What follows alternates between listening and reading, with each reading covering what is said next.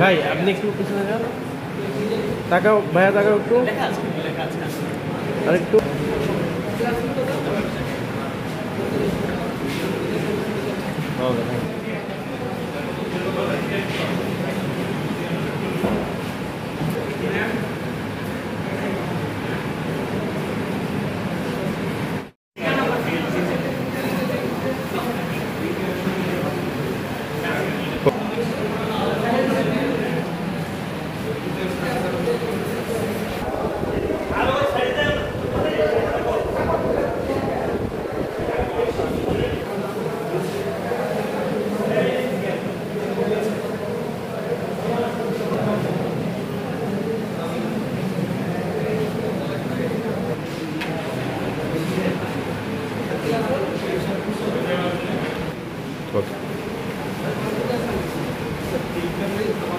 দীর্ঘ 33 বছর পরে আমাদের প্রাণের দাবি ডাকসু নির্বাচন বা জাহাঙ্গীরনগর বিশ্ববিদ্যালয় সেন্ট্রাল ছাত্র সংসদ নির্বাচন।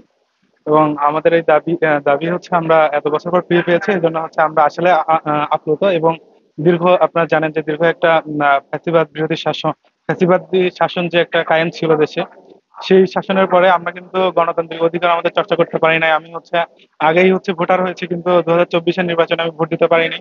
তো এই একটা হচ্ছে নতুন একটা বাংলাদেশে গণতান্ত্রিক চর্চা আমরা করতে পারছি। সেজন্য আমাদের 24-এর আন্দোলনে যারা শহীদ হয়েছেন এবং তাদের রুহের মাগফিরাত কামনা করছে, এবং যারা আহত আছেন তাদের সুস্থতা কামনা করছি। আমি ভোটার হয়েছি 2019 সালে, কিন্তু এ যাবৎ আমি কখনো ভোট দিতে পারি নাই।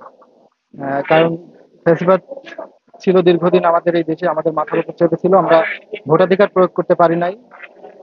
5 আগস্ট পরবর্তী সময়ে আমরা আমাদের নিজের স্বাধীনতা মত প্রকাশ করতে পারতেছি, এবং এই জীবনের প্রথম ভোট জাহাঙ্গীরনগর বিশ্ববিদ্যালয় কেন্দ্রীয় ছাত্র সংসদ নির্বাচন, এই ভোটে এই একটা ভোট দিতে পেরে আমি খুবই আনন্দিত বোধ করছি। দীর্ঘ 33 বছর পর জাতীয় সংসদ নির্বাচন হচ্ছে, মানে কাছাকাছি যদি বলতে যাই প্রায় কাছাকাছি 3 যুগ পরে জাতীয় সংসদ নির্বাচন হচ্ছে। আমরা হচ্ছে একটা ঐতিহাসিক মুহূর্তের একটা সাক্ষী হলাম। এই মানে আমরা এই প্রজন্ম হিসেবে প্রথম হচ্ছে যে ছাত্র সংসদ নির্বাচনে ভোট দিতে পারলাম, আমাদের যোগ্য প্রতিনিধিকে ভোট দিতে পারলাম। মানে এটা অন্যরকম একটা অনুভূতি কাজ করছে। যেহেতু এটা জীবনের প্রথম ভোট, তার উপরে হলের বিভিন্ন দায়িত্বের জন্য যেহেতু ভোট দেওয়া লাগবে, খুব ভালো একটা অনুভূতি হচ্ছে। তাছাড়া সবাই যেহেতু একসাথে, একটা আমেজ, উৎসব মুখর একটা পরিবেশ চারদিকে, খুব ভালো একটা অনুভূতি। আসলেই এটা আসলে মন থেকে প্রকাশ করার মতো না। এত বছর পর আমরা সবাই ভোট দিতে পারতেছি, এটা আমাদের জন্য অনেক কিছু। এবং চাইবো আগামী আগামী বছরগুলোতেও যেন ডাকসু সবগুলা সুস্থভাবে হয়।